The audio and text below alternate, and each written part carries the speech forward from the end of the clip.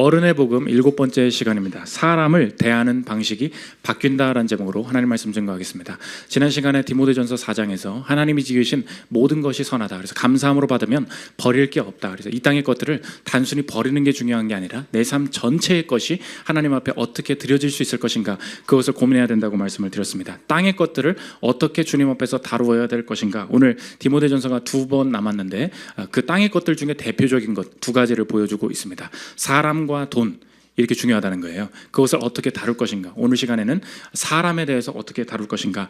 예수 그리스도를 만난 이후에 사람들, 신자들로서 이 땅을 살아갈 때는 내가 지금까지 이 땅의 사람들이 주변 사람들, 가족과 내 직장인들, 위아래 사람들 대하는 방식과 달라져야 된다는 거예요. 어떻게 달라지느냐. 핵심은 의무에서 벗어나서 은혜의 세계로 들어가게 된다는 것입니다. 어떻게 우리가 의무로 지금 다 둘러싸여 있지 않습니까? 회사에서 나한테 일을 시켰습니다. 무슨 회사에서 내가 무슨 일을 해야 됩니까? 시키는 일만 해야 됩니다. 그렇죠. 그래야 살아남는 길 아닙니까? 시키지 않은 일을 하기 시작했다가는 쓰나미같이 나를 호구로 알고 나를 골려먹고 나를 이제 나한테 일을 덮으려는 사람들이 몰려온다. 그래서 사람들이 나는 스트레스를 받고 한 주간 여러분이 지친 이유가 무엇입니까?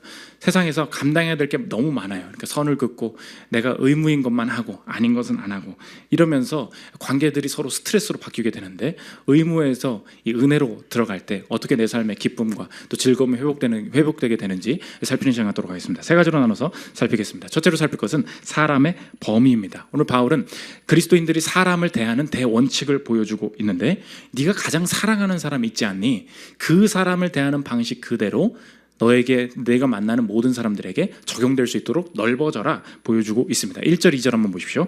늙은이를 꾸짖지 말고 권하되 아버지에게 하듯하며 젊은이에게는 형제에게 하듯하고 늙은 여자에게는 어머니에게 하듯하며 젊은 여자에게는 온전히 깨끗함으로 자매에게 하듯하라. 계속 한번 띄워주십시오. 늙은이, 젊은이, 늙은 여자, 젊은 여자. 세상에 성별과 또 나이에 따라서 많은 사람들을 구별짓고 있는데, 거기에 무엇을 적용시키고 있느냐? 가족을 적용시키고 있다는 것입니다. 늙은이를 보느냐? 아버지 보듯 해라. 늙은 여자 보느냐? 엄마 보듯 해라. 젊은 사람 보느냐? 형 보듯 해라. 젊은 여자 보느냐? 네 여동생 보듯 해라. 지금 이 이야기를 하고 있다는 것입니다. 그러니까 본능적으로 내 팔이 굽는 그 사람에게 이익이 되도록 행하는 방식, 그걸 이미 사람이 알고 있다는 거예요. 사람을 이렇게 잘 대한다는 것은 뭐 박사학위를 받고 뭐 심리학 공부하고 뭐 이렇게 새로 배운다고 될 일이 아니라는 것입니다. 본능적으로 사람은 알고 있다는 거예요. 내가 가장 이익이 되도록 행동하는 그 사람, 네가 사랑하는 사람이 있지 않니? 보통 그게 가족 아닙니까?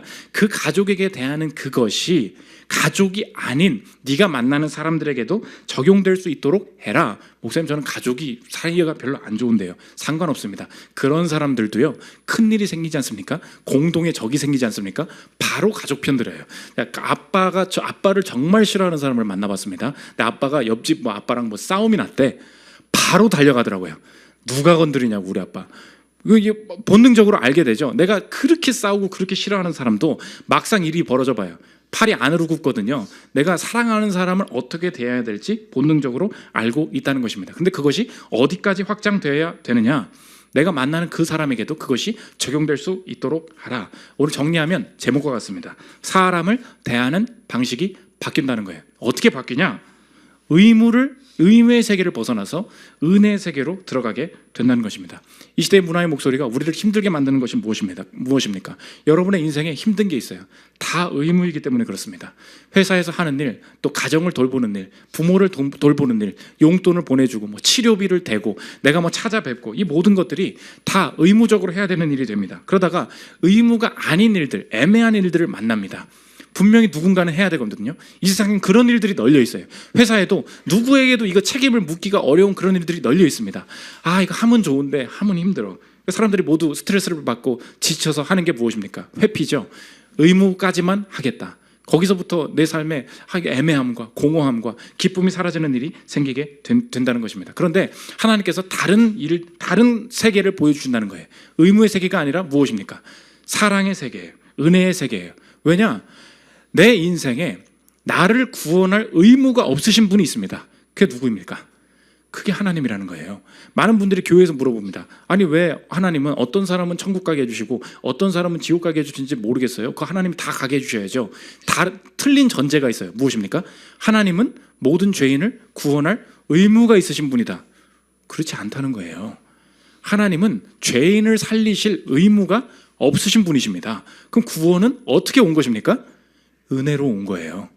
그럴 필요가 없으신 분이 내게 그렇게 행하신 것. 그러니까 내 인생을 규정짓는 근원적인 전제에는 무엇이 있습니까?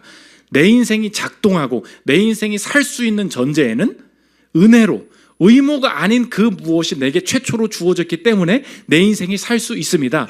여기서부터 시작하게 된다는 것입니다. 그때부터 내 인생의 모든 의무로 보이는 일들도 다시 보이기 시작하는 거예요. 주님이 의무가 없으신데 그 일을 행하심으로 내게 유익이 왔다면, 나도 이 땅을 살아갈 때 세상에서는 내 의무가 아니라고 하고 세상에서는 거기까지 할 필요가 없다고 하는데, 주님이 마음 주실 때 아무도 시키지 않아도 그 일을 행해 나갈 때 분명히 상대에게도 도움이 되고 내 인생도 살아나는 일이 벌어지게 될 것이다. 여기서부터 삶의 유익과 기쁨이 열리게 된다는 것입니다. 지난주에 한 중국인 관광객이 우리나라에 놀러 와가지고 동대문 그 디자인 플라자에 갔다는 것입니다. 근데 역시 중국인들 돈가방들을 다 들고 오지 않습니까? 500만 원을 든 가방이 있었는데 그걸 홀딱 놓고 다 가버렸다는 거예요.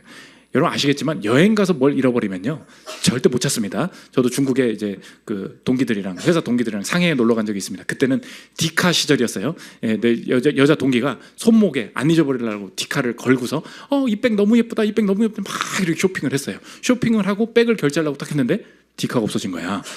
알고 보니까 그 커터칼을 이런 데서 이렇게 한대요. 그래서 막 예쁘다, 고객님 도와드릴게요 이렇게 싹 이렇게 다 깨간다는 거예요. 기발하죠. 결국 뭐 못 찾았죠. 어떡합니까? 그러니까 사실 여행 가가지고 잃어버리면 찾기가 어렵죠. 이분도 그랬나 봐요. 딱 그 우리나라 사람이 이 돈가방을 발견한 거죠. 시민 김복향 씨라고. 김복향 씨가 이 돈가방을 딱 들었다는 거예요. 딱 보니까 카드에 한자 써 있는 거야. 중국인이구만. 여러분 무슨 생각 들겠습니까? 이 애는 절대 못 찾을 거야 해서 저는 한 사람께 헌금해라고 주님이 주셨구만 이렇게 해서 가져갈 수도 있는 거죠. 제가 굳이 찾아줄 의무가 있습니까? 여기서부터 사람들이 문제라는 거예요. 의무가 없죠. 근데 이제 경찰서 갖다 줬는데 경찰서 시스템이 잘 돼 있어서 로스트 112라고 뭐 그런 게 있나 봐요. 이렇게 그 실시간으로 전국에서 찾을 수 있는 거. 24시간이나 지났는데 신고하러 갔는데 찾아준 거 너무 고맙다고. 그 한국 짱이라고 그래서 뭐 그렇게 하고 이제 갔나 봐요. 보십시오. 그럴 필요 없죠. 여기서부터 문제가 시작됩니다. 이 세상에 많은 일들이요. 그럴 필요 없는 일들이 많아요. 여러분이 식당에서 계산을 했습니다. 보니까 2만 원 적게 찍었어. 계산 잘못됐는데요. 할 필요 있습니까? 그럴 필요 없죠. 의무가 없어요. 그 사람이 스스로 실수한 거예요. 이런 많은 일들이 있습니다. 그런데 성경에서 이 땅에 기쁨과 유익과 질서가 회복되기 위한 첫 번째 일로 뭐를 말씀하시느냐? 너의 인생에 만나는 모든 관계에 네가 가장 사랑하는 사람에게 대할 그 방식을 적용해 보라는 거예요. 그 알바생이 내 아들이면, 그 알바생이 내 가족이면 우리 어떻게 합니까? 다 알죠? 그 알바생이 물어내야 된다는 거. 내가 신경 쓸 일이야? 내가 신경 쓸 일이 아니죠. 거기서부터 문제가 생긴다는 거예요. 하나님께서는 어떻게 말씀하시냐? 너는 더 이상 의무의 세계에 살고 있지 않다. 의무까지만 하는 것이 너에게 유익이 된다고 생각하지, 의무를 넘어서면 손해가 되고 수고가 되기 때문에, 스트레스가 되기 때문에 사람들이 몸살이면서 마음살이면서 지갑살이면서 그렇게 살고 있다는 거예요. 그러니까 삶이 나는 하기 싫은데 이렇게 돌아가서는 아닌 것 같고 사람들이 거기서 헷갈린다는 것입니다. 신자들이 이 땅을 살아갈 때 무엇이 바뀌게 되느냐? 자신감, 확신이 바뀌게 되는데, 의무까지만 해야 내 인생이 잘 된다, 의무까지만 해야 내게 유익이 있다, 이걸 이제 벗어나는 자신감이 생긴다는 거예요. 내게 어떤 자신감이 생기냐? 내 인생이 어떻게 유익을 얻게 되었냐? 의무가 아닌데 은혜를 베푸신 그리스도의 은혜 때문에 내 인생이 살게 되었다. 그렇다면 내 인생에 명하신 의무가 아닌 보이는 일들을 행하는 것은 절대 내 손해가 되지 않을 것이다. 그 확신이 생긴다는 거예요. 믿으십니까? 이때부터 이 세상이 다 스트레스로 보였어요. 왜 내 엄마는 아픈 거야? 왜 우리 집에는 돈이 없는 거야? 왜 우리 부서에는 이렇게 일이 많은 거야? 라고 모든 것을 의무감으로 스트레스로 생각을 했다가 이제는 분명히 의무가 아닌 일을 행할 때 좋은 일, 선한 일이 벌어질 거야. 그때부터 사회의 질서와 가정이 회복되기 시작한다는 것입니다. 제가 군대에서 많이 예를 들었던 얘기인데 저희 교회도 지금 제 군대 후임들이 몇 분 많이 다니고 계십니다. 군대 가면 남자분들이 이렇게 자극적인 프로들을 많이 봐요. 그래서 엠넷 뭐 많이 보고 뮤직비디오 많이 보고 그래서 맨날 이렇게 여자 아이돌 막 춤추면서 나오면 막 뛰어 올라와서 이거 보겠다고. 우리 교회 지금 후임들은 그런 거 안 보십니다. 너무 경건하셔가지고 그런 거 안 받고 그분들은 아니고 맨날 그 당시 애프터스쿨이었어요. 애프터스쿨 나왔다 그러면 막 요리하다가 갑자기 와서 올라가서 보고 막 그런 거 굉장히 좋아했습니다. 남자들끼리 있으면 그런 일이 많이 벌어져요. 근데 그 중에서 가장 좋아하는 프로그램이 뭐냐? 그러니까 어른 버전의 사랑과 전쟁이죠. 그러니까 이제 바람 피고 뭐 이런 거 제일 막 자극적이고 좋잖아요. 그러니까 그 젊은 청년들이 어떤 여자친구와 남자친구가 사귀고 있었는데 다른 술집에 가지고 어떤 여자로 애들을 만나게 됐는데 점점 꼬시는 거죠. 한잔하자고 계속 꼬시다가 그러다가 이제 남사스러운 장면이 나오면 제일 눈 뜨러져라 보고, 물론 우리 성도님들은 다 눈 감고 이렇게 안 보고 성경 보고 이렇게 했는데, 그때 제가 생각났던 말씀이 디모데전서 5장이에요. 오늘 젊은 여자에겐 뭐라고 합니까? 젊은 여자에겐 자매에게 하듯 하고 가족을 적용시키라 그랬죠. 우리 한번 보십시오. 그 프로를 봐야 됩니까? 안 봐야 됩니까? 남자분들 한번 생각해 보세요. 내가 포르노를 봐야 됩니까? 안 봐야 됩니까? 세상은 이렇게 말해요. 그거 보지 마. 정신건강에 나빠. 이렇게 얘기합니다. 그거 봐봐야 아무 소용없어. 이렇게 얘기합니다. 성경은 그렇게 접근하지 않아요. 왜 그것을 보면 안 됩니까? 성경은 내 친밀한 관계를 극단적으로 확장시켜요. 제가 그래서 그 후임들한테 그런 얘기를 해봤어요. TV를 막 보고 있는데 한번 생각해봐라. 가만히 보니까 이렇게 유혹에 넘어오는 그 여자애 어디 보니까 많이 보내야. 가만 보니까 내 여동생인 거예요. 그러면 너 어떤 느낌이 들겠니? 물어봤어요. 어떤 느낌이 드는 거는 둘째치고 일단 보는 애들한테 아무 상관없고 일단 빨리 TV 좀 꺼. 이렇게 말할 것 같다는 거예요. 왜 그렇습니까? TV를 꺼야 됩니까? 그럴 의무 없죠. 그럴 의무 없어요. 근데 의무를 넘어서는 질서들이 생기기 시작한다고요. 왜 그래요? 그 사람이 내 자매라면, 내 여동생이라면 절대 그렇게 안 하겠지. 당연한 얘기잖아요. 그렇게 해보라는 거예요. 네가 무슨 욕구를 못 참는다고 네가 영상을 본다고? 한번 생각해봐. 그게 너의 자매라면 그 얘기예요. 성경은 그 관계로부터 정의를 하고 있다는 것입니다. 그래서 하나님은 날 구원할 의무가 없으신데 날 가족 삼으셨다. 성경에서 그래서 예수님이 누가 내 가족이냐 물어보십니다. 마태복음 12장 47절 한번 보십시오.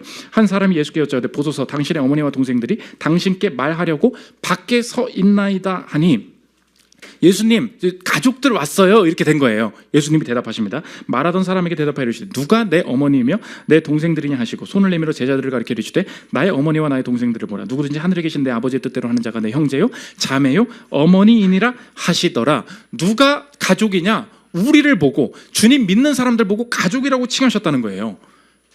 우리는 그러면 어떻게 살아야겠습니까? 그 얘기예요. 내가 사랑하는 사람까지만 내가 그렇게 행해야 되지, 그거 넘어선다는 것입니다. 의무의 세계에서 은혜의 세계로 간다는 거예요. 적용인데, 여러분의 인생에 의무의 뻔뻔함을 가지고 인생을 살아가는 영역이 있지 않습니까? 회사에서 많이 차가워졌어요. 이거 내가 할 건 아닌데? 그거 제 업무 아닌데요? 왜 저한테 시키세요? 여러분 말투죠 지금. 저한테 그러세요? 저 아닌데요? 몰라요? 고등어 썩은 눈처럼. 저 아닌데요? 몰라요? 몰라요. 누가 뭐 하나 나한테 부탁할까봐 너무 그거에 너무 힘들고 너무 스트레스 받아서 그거는 안 하려고, 더 이상 안 하려고. 왜 그래요? 나는 그렇게 하면 물리적으로 힘들어지고 우리 내 일만 하면서 살자. 나도 어느새 이 문화의 어떤 방향 속에 나도 그렇게 휩쓸려 간 거예요. 내가 그러다 보니까 다른 사람한테는 너무 차가워요. 걔가 잘못한 거지? 난 아무 문제 없어? 내가 왜 굳이 그렇게 말해줘야 돼요? 이런 거. 내 삶에 이것은 내 스타일이 아니라 내 삶에 은혜가 사라지고 있다는 증거라는 것입니다. 내 인생의 근본이 어떻게 유익이 왔어요? 은혜로 왔어요. 의무를 넘어설 때 왔어요. 그럼 오늘 여러분의 인생도 억지로 이걸 하라는 게 아니에요. 확신이에요. 확신의 회복이에요. 어떤 확신의 회복입니까? 내게 주어진 관계 속에서 이거를 누가 할 수도 있는 일인데 내게 원하시는 것 같다는 확신이 들 때 아무도 시키지 않지만 그것을 행해 나갈 때 내 삶에 유익이 있을 것이다. 그러면서 이 원칙을 가지고 사람의 여러 부류를 나타내는데 처음으로 말하는 게 뭐냐? 가장 약한 자, 과부를 존대하라. 3절 보십시오. 참 과부인 과부를 존대하라. 그 당시에는 남편의 서브로서, 남편의 파생되는 것으로서만 여성을 대하고 있었어요. 근데 유일하게 이 교회에서 처음으로 시작한 게 뭐냐? 남편을 잃은 아내, 그것도 젊은 것도 아니고 이제 나이가 들어서 사회적으로는 어떤 기능도 할 수 없는 그 사람들부터 잘 대해야 된다. 이 사람들, 그래서 교회에서 보면 그 교회에서 권사 이런 직분들이 그래서 생기는 것입니다. 참 과부를 존대하라. 문제는 뭐냐?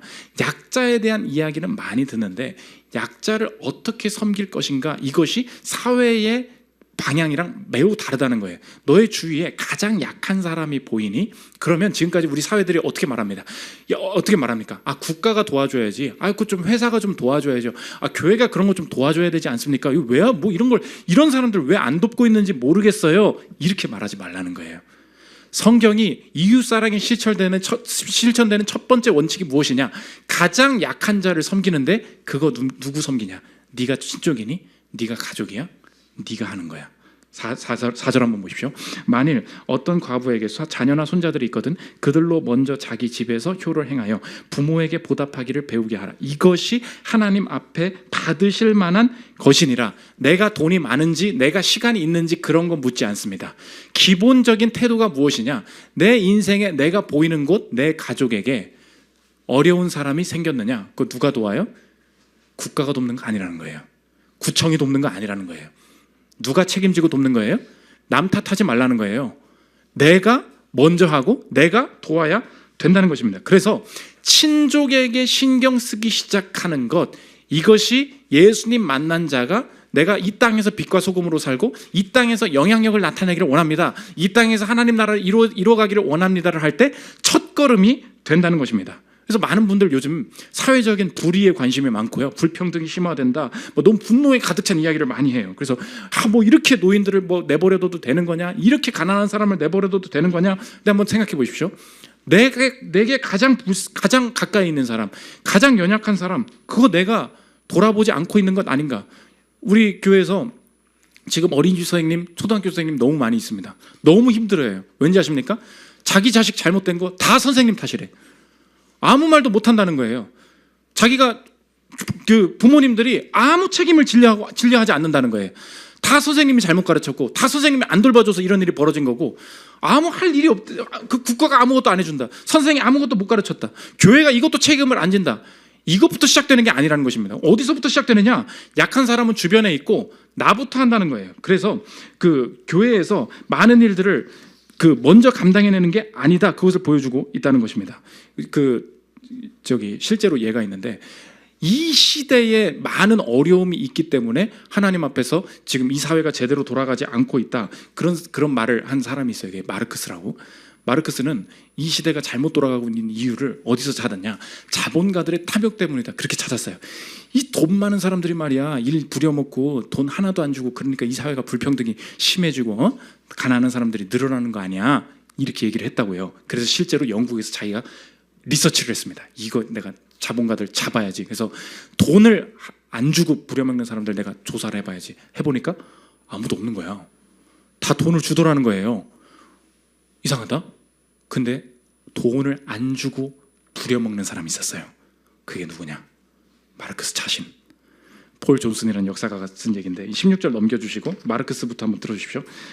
마르크스는 영국 자본가들의 불법 행위에 대한 연구를 진행하면서 저임금 노동자들에 대한 사례를 많이 발견했지만 말 그대로 무임금으로 일하는 사례를 밝혀내는 데 성공한 적은 단 한 번도 없었다. 그런데 그런 노동자가 실제로 존재했다. 그것도 그의 집안에. 마르크스가 가족들을 거느리고 공식적인 일요 산책에 나설 때 소풍 바구니와 다른 용품들을 들고서 맨 뒤에서 따라가는 땅딸막한 여자가 있었다. 헬렌 데무스였다. 그녀는 지독할 정도로 부지런히 일했다. 요리와 설거지뿐 아니라 생활비 관리까지도 맡았다. 마르크스는 그녀에게 동전 한 입도 주지 않았다. 그녀는 마르크스가 잘 알고 지냈던 유일한 노동계급 인물이었고 그가 실제로 접촉했던 단 한 사람의 프롤레타리아였다. 세상에 뭐가 문제랬어요? 자본가 때문에 프롤레타리아 힘들어한다며. 네가 그러고 있다고. 그 얘기예요. 성경이 지금 원리를 아시겠습니까? 세상이 뭐가 어떻다고? 하나님께서 이 땅을 변화시키고 이 땅의 약한 자를 치유하는 첫 번째 원칙을 보여주고 계신데 네가 친족이냐? 가족에게 먼저 잘하라는 거예요. 아무리 그 사람이 너를 버렸고 아무리 그 사람이 너한테 잘해준 게 없고 네가 그 사람한테 굳이 용돈 주고 굳이 찾아갈 의무가 없는 거 나도 알고 있다는 거예요. 네가 돈이 없는 거 나도 알고 있다는 거예요. 네가 인생이 바쁜 거 나도 알고 있다는 거예요. 그러나 너의 인생에 공급되는 것, 너의 인생의 유익을 누리는 것은 의무의 세계에 있지 않다는 것, 그 확신부터 시작해야 감당해낼 수 있다는 것입니다. 내가 가난하든 부하든 시간이 많든 적든 주님께서 내게 주신 부모, 내게 주신 자녀, 내게 보이게 하신 약자가 있어요. 너부터 하는 거야. 16절 아까 지나간 거 띄워주십시오. 만일 믿는 여자에게 과부 친척이 있거든 자기가 도와주고 교회가 짐지지 않게 하라. 이는 참 과부를 도와주게 하려 함이라. 맨 처음 나는 아무것도 안 하는데 교회가 이거 좀 도와줄 수 있을까요? 이렇게 말하지 말라는 거예요. 왜? 사회적인 변화의 시작이 뭐다? 나부터 내게 주신 것부터 시작하면 변화될 수 있을 것이다. 오늘 그래서 사람을 사랑하는 중요한 원칙을 보여주고 있다는 것입니다. 가족에게 사랑했던 그 방식이 모두에게 적용되게 하라. 그런데 그 시작은 내 주변부터 내가 먼저 챙기는 것이다 보여주고 있다는 것입니다. 두 번째로 살펴볼 것은 사람의 권위입니다. 약한 자뿐만이 아니라 누구까지 섬겨야 되느냐. 내가 신자가 된 다음에 두 가지 영역의 사람들을 쉽게 더 많이 만나게 되는데, 첫째로는 영적인 권위를 가진 사람들을 신기하게 새로 만나게 된다는 거예요. 17절, 18절 한번 보십시오. 잘 다스리는 장로들은 배나 존경할 자로 알되 말씀과 가르침에 수고하는 이들에게는 더욱 그리할 것이니라. 성경에 일렀으되 곡식을 밟아 떠는 소의 입에 망을 씌우지 말라 하였고 또 일꾼이 그 삭슬 받는 것은 마땅하다 하였느니라. 계속 한번 띄워주십시오. 잘 다스리는 장로들은 지금 이 시대에 말하면 말씀을 가르치는 자, 목사와 장로를 말합니다. 그 사람들을 어떻게 보느냐? 배로 존경할 자로 알되 존경할 사람으로 봐야 된다는 거예요. 그래서 여러분이 그 교회를 다니고 하나님을 믿게 되지 않습니까? 그때 신기하게 어떤 연령이든 상관없이 새로 생기는 집단이 있어요. 그게 뭐냐? 영적인 권위, 내게 말씀을 공급하는 사람에 대한 태도예요. 세상 사람들은 이 관계가 없습니다. 세상 사람들은 내 사장이 있고요, 내 부모가 있고요, 내가 존경하는 어떤 뭐 좋아하는 연예인, 사업가 이런 게 있어요. 근데 없는 게 있어요. 영적인 권위를 가진 사람이 없어요. 신기하게 내가 예수를 믿게 되면 그때부터 생기게 되는 게 뭐냐? 내게 하나님 말씀을 공급하는 사람, 이 땅 지금으로 말하면 목사죠. 그 사람들 귀히 여겨야 된다는 거예요. 그 사람들 좋게 봐야 된다는 것입니다. 그 사람이 지금 소의 망을 씌웠다, 무슨 말입니까? 소가 곡식을 떨면서, 그러니까 목사들은 소라는 거예요. 소처럼 일해야 된다는 거예요. 근데 그 사람이 일을 할 때 이게 곡식을 먹어야 될 거 아닙니까? 근데 망을 씌워 못 먹게 다 쓸어가요. 그러니까 기본적인 분위기가 어떻게 돼야 되냐? 목사님들이 즐거워하고 행복하게 그 일을 감당해낼 수 있도록 도와줘야지. 목사니까 가난해야죠. 목사니까 아무것도 안 사 먹어야죠. 목사니까 그렇게 어렵게 살아야죠. 이런 식으로 불행하게 만들어가면 안 되게 된다는 것입니다. 그래서 어떤 웃긴 분이 이제 신앙을 처음 가졌는데 이걸 물어봤다는 거예요. 그 다마스커스 TV라고 유튜브에 기독교 변증하는 좋은 채널이 있습니다. 나중에 한번 참고해 보십시오. 그분이 뉴욕대 나온 약사님인데 목사님 아들이에요. 근데 목사님 아들인데 이렇게 변증을 하는데 어떤 사람이 신앙을 갖게 되면서 채팅으로 물어봅니다. 제가 궁금한 게 있는데요. 그 11조 꼭 해야 됩니까? 11조 안 한다고 그 구원 못 받고 그런 거 아니잖아요. 예수님 때문에 구원 받는 거지. 그리고 11조를 가지고 또 다른 더 어려운 그 나라나 어려운 뭐 컴패션이나 이런 거 도와주는 게 훨씬 더 나은 일 아닙니까? 이렇게 물어봤어요. 대답했습니다. 마음대로 하시라고. 진짜 11조 한다고 구원받고 그런 거 아니라고. 그런데 그 하십시오. 근데 왜 11조를 해야 되는지 저한테 물어보신다면 전 이렇게 말하겠다고. 제가 목사 아들입니다. 근데 이렇게 말하는 거예요. 다른 이론 전 모르겠고요. 전 목사 아들인데 그때 개척교회 자기 아버지가 개척교회 하실 때 그 당시에 그 성도님이 11조 안 하셨으면 저는 이미 굶어 죽었습니다. 그렇게 이야기한 거예요. 근데 그 11조 안 했으면 전 일단 굶어 죽었어요. 그것만 알아주세요. 근데 그분이 답변이 제가 들었던 11조를 해야 될 이유 중에 가장 설득력 있는 이유였다는 거예요. 이해가 되십니까? 야, 뭔 이론이 필요하냐? 당연히 하나님 앞에서 해야 될 그것도 맞는데 그거 왜 해요?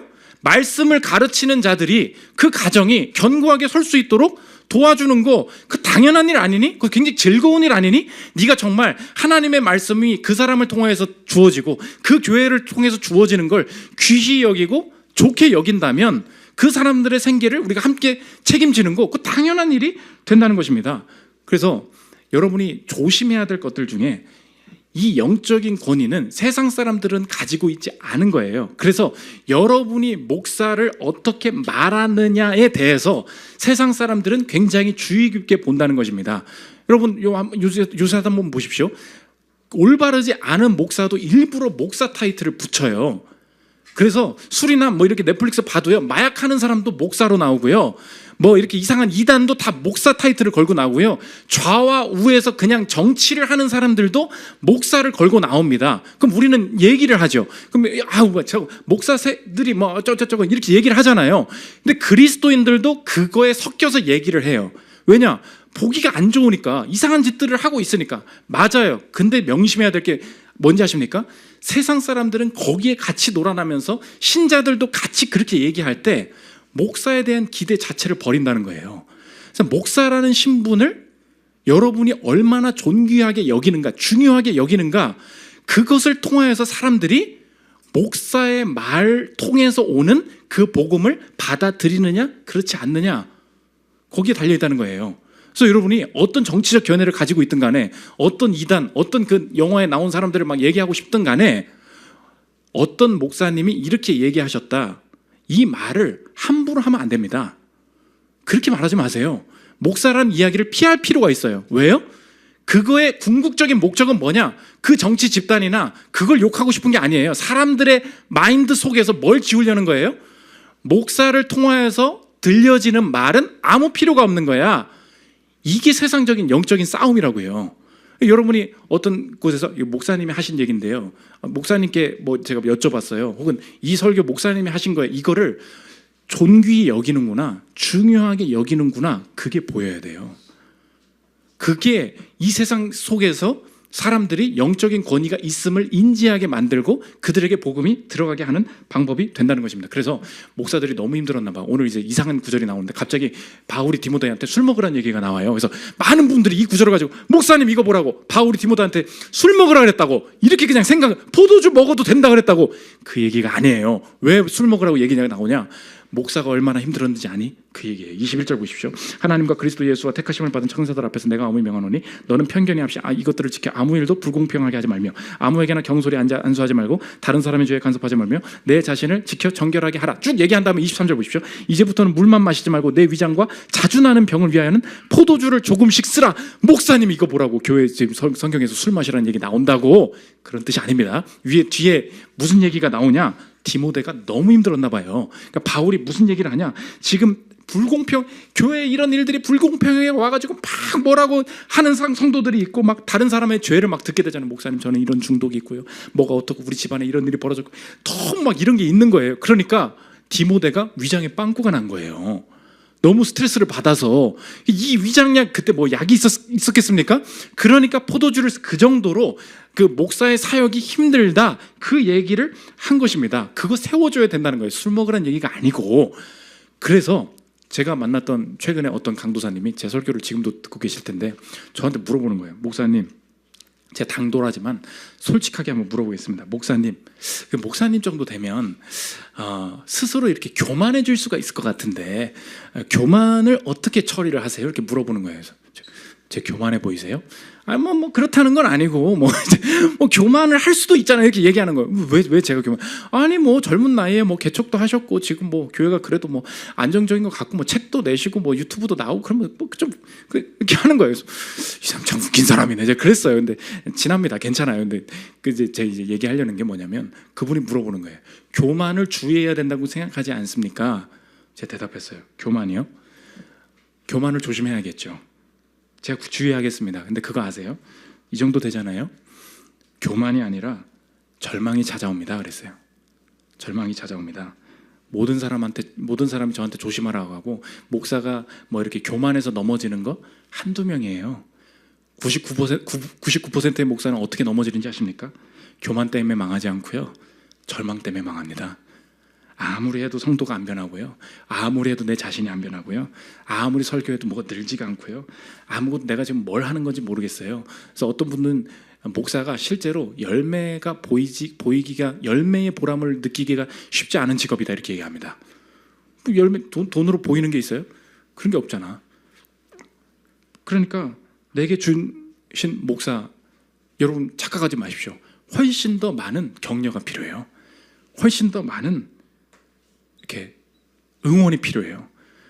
영적인 권위를 어떻게 대하냐? 내게 주신 배나 존경할 자로 알되 이것을 사회에서 내가 그것을 같이 지키고 있을 때 사회에 복음이 전파되기 시작한다. 이게 중요하다는 것입니다. 두 번째, 사회적 권위자들까지도 신경 쓰게 만든다는 거예요. 오늘 약자 얘기했죠. 세상 사람들도 약자를 도와요. 좀 불쌍한 사람 불쌍하지 않니? 불쌍한 사람 도와주자. 다 얘기하죠. 근데 신자들은 어디까지 나아가느냐? 의무를 넘어서서 세상의 한계는 뭐냐? 내 윗사람 어떻게든 이익을 빼먹고 뒤에서 뒷담화하고 내가 이겨먹을 수 있으면 이겨먹는 그런 식으로 사람들이 윗사람을 대했었어요. 그런데 아무리 윗사람의 흠이 보일지라도 너의 상전이냐? 제대로 대화라는 거예요. 6장 1절 잊어보십시오. 무릇 멍에 아래 있는 종들은 자기 상전을 범사에 마땅히 공경할 자로 알지니 이는 하나님의 이름과 교훈으로 비방을 받지 않게 하려 함이라. 믿는 상전이 있는 자들은 그 상전을 형제라고 가볍게 여기지 말고 더 잘 섬기게 하라. 이는 유익을 받는 자들이 믿는 자요 사랑을 받는 자임이라. 너는 이것들을 가르치고 권하라. 여러분은 아실 거예요. 사회적으로 강자가 약자만을 억압하고 강자가 약자만을 못되게 구는 게 절대 아니라는 거예요. 성경은 이걸 알고 있었어요. 바울은 이걸 간파했다는 것입니다. 여러분 한번 생각해 보십시오. 선생이 있고 학생이 있습니다. 누가 약자예요? 학생이 약자죠. 그런데 선생만 학생을 괴롭힙니까? 그렇지 않죠. 학생도 선생을 목살게 볼 수 있죠. 부장이 있고 말단 사원이 있습니다. 부장이 윗사람이죠. 부장이 더 강자죠. 부장만 말단 사원을 괴롭힙니까? 그렇지 않죠. 여러분들은 그 방법을 이미 알고 있죠. 말단 사원으로서 대리로서 어떻게 내가 마음에 들지 않는 그 상사를 골려줄 수 있을지. 그렇죠. 부모가 있습니다. 자녀가 있어요. 자녀가 약자죠. 그렇지만 그렇진 않죠. 언제나 그렇진 않아요. 자녀도 얼마든지 부모를 못 사게 굴 수 있다는 거예요. 그 짓 하지 말라는 거예요. 성경 그걸 알고 있었어요. 나는 맞고 너는 틀리다라는 책 쓰신 허경 교수님 계십니다. 이 시대를 이거 할 사람이 없다는 거예요. 들어보십시오. 이 세상에는 물론 시어머니에 의해 학대당하는 며느리, 부모에게 학대당하는 자식, 부장의 갑질로 고통받는 사원, 남편에게 맞는 아내가 훨씬 많지만 그럼에도 불구하고 이들의 존재가 이러한 기존의 일반 도식에 잘 들어맞지 않는 사례들, 곧 봐요. 며느리에게 학대당하는 시어머니, 자식의 학대로 고통받는 부모, 사원에게 왕따당하는 부장, 아내에게 구타당하고 이용당하는 남편의 존재를 부정하는 이유로 기능하게 내버려 두어서는 안 된다는 말이다. 이 사회가 이건 쉬쉬하고 있다는 거예요. 왜? 굳이 그렇게 할 필요 없잖아. 난 약자인데? 약자가 자기의가 된 거예요. 나는 저 사람보다 연봉이 낮고 쟤는 돈 많이 버는 애니까 얼마든지 뒷담화하고 함부로 대하고 막하고 이용해 먹어도 상관없어. 누가 그래? 의무를 넘어선다 그랬죠. 적용입니다. 여러분 인생에 나보다 윗사람이고 나보다 나은 사람이라는 이유만으로 조롱과 비판과 부당한 이유를 합당히 여기고 있는 곳, 그렇게 하지 말라는 거예요. 그리스도인들이 가는 곳 어디에서나 이런 일들이 나타났어요. 아무리 일도 잘 못하는 부장 괜히 혼자 남겨서 밥 먹게 만들고, 여러분 그거 안 보여요? 다들 그 사람을 회피한다는 거 안 보여요?